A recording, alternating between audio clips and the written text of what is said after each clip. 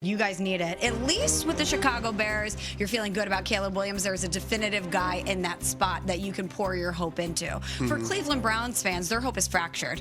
Is it going to be Joe Flacco? Are we pouring into Shedeur Sanders? What about Dillon Gabriel, who made his debut, and the Browns' 22-13 win over the Eagles? Mixed reviews, but he did shine on the opening drive of the game. He led Cleveland on a 13-play, 63-yard touchdown drive. He went 4 for 4, 29 yards.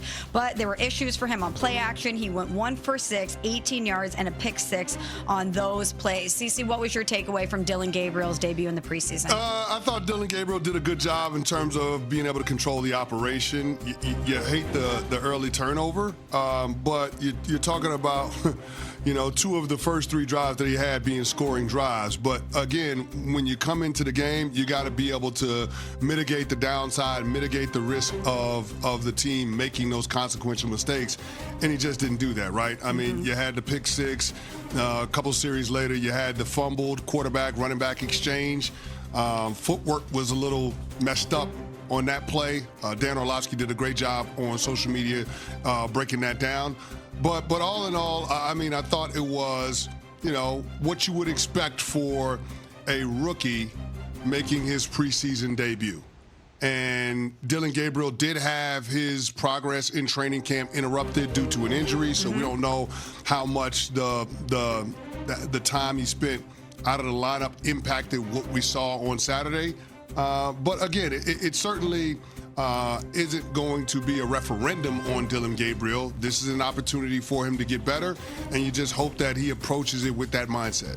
We didn't have the same feeling after Dillon Gabriel's debut that we did Shedeur Sanders. No. We certainly didn't have the same feeling, and there certainly wasn't the same spotlight on him, even though he was drafted ahead of Shedeur Sanders for the Cleveland Browns. And during the game, in the third quarter, he did a sideline interview with NFL Network, and Dillon Gabriel was asked about his preseason debut. Here's what he had to say. There's entertainers and there's competitors, and I totally understand that. And my job is to compete, and that's what I'm focused on doing. Of course, we're doing this mid-game, but it's something that I'll get used to, and just want to be the best team that I can and create an environment where we can all go do our best work. That's all we want to do. Now, Cece, at the outset, most people hear that. There's entertainers and there's competitors, and where does their mind go?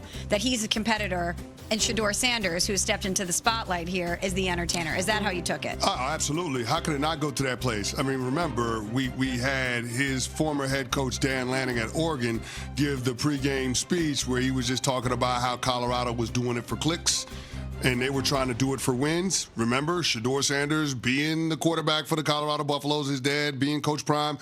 It gave shades of that when I initially heard it. So I don't know how it doesn't land as a veiled shot towards Shedeur Sanders. Now, he cleaned it up a little bit post game, and so I think we have that sound. Yeah, do we have that? Let's hear from Dillon Gabriel, who clarified those comments. First off, I'm all about our team, you know what I mean, and each other. I would never make that, and I've said it before, that's why it's interesting. But for me, I've explained it. Entertainers are you all, competitor.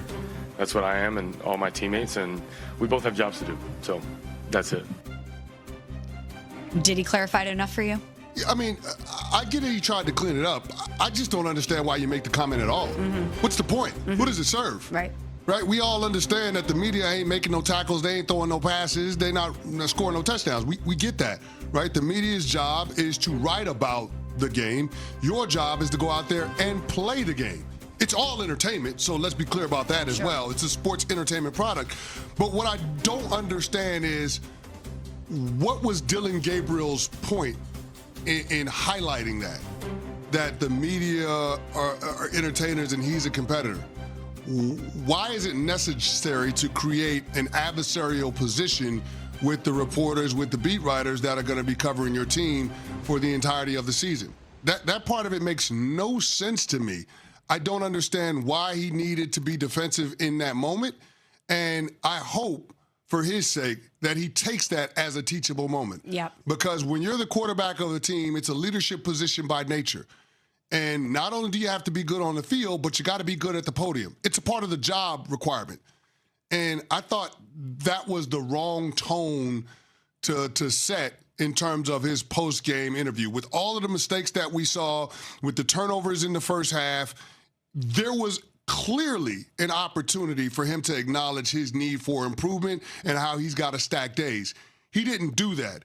And to get the compare and contrast, the juxtaposition from how he handled his post-game press conference after his first preseason action versus Shedeur is absolutely jarring. Well, let's hear from Shedeur Sanders back on August 8th, who talked about his performance in the preseason. Well, I say I'm comfortable with being uncomfortable, so that's what it is. I got pockets of finding my rhythm, and I got to get into that quicker, regardless of anything. But overall, I feel like me out there, and I couldn't do it, of course, without the time. I couldn't do it without the play call. I couldn't do it without anything. So I'm just thankful to even be able to have, the joy of just being on the field overall, then carrying the responsibility of doing the right thing. So that's 2 badges under my belt already, that I got out there. I feel like we operated a huddle really, really good. So it's just the small details that of course, we practice on and we talk about. And I'll say, of course, towards the end, I'll say we got a little sloppy and we overall going to finish it up, and that's going to be a point of emphasis going into this next week. But I was just thankful just to share that moment with everybody. So many people want to paint Shedeur as this attention-hungry person that's a distraction for his team. Anytime he opens his mouth and he speaks, it's a 10 of 10. He nails it every time. He's got incredible poise. He's got incredible maturity for someone in this position.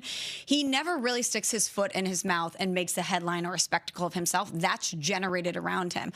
Whereas with Dillon Gabriel, you're right, this is a teachable moment. But if you do the compare and contrast, Shedeur talking about the joy of playing, keeping the focus on himself, what he could do better, what his progress has been like. With Dillon Gabriel in that moment, again, I know that you're a rookie. I know that this is a foreign thing for you. I know that you're going to have to learn on the fly. Everybody has that calibration period when they get into a job for the first time. Mm-hmm. But why are you thinking about anything else other than yourself? Whether it's Shedeur Sanders, as we all purported it to be, even though he clarified that, or the media, in that moment, why are you even thinking about that? I don't know. I have no answers for it, but it's the wrong thing to be thinking about. Right. And it's the wrong thing to let come out of your mouth. Mm-hmm. And so I'm sure Kevin Stefanski, Andrew Berry, and the Browns organization are going to wrap their arms around him and explain to him that this is not the tone that you want to set in terms of your position, doing the verses with the media. Because guess what? The media, they don't run out of pen. They don't run out of ink in them pens. No. They don't run out of ink in it. They got microphones. Everybody's going to be able to do all the talking that they want to about your performance. You can never win that battle. No. So why even try? Right. That's the part that I don't understand. He's got clearly enough that he needs to work on. You don't want to add this extra layer of difficulty on top of it by now putting the media in a position where everybody wants to be super critical of every single thing that you do. Yeah, not a space you want to be in. Not a space you want to be in, especially when you don't even have your job set. What are we doing? What are we doing? Anyway, coming up next here on SportsCenter.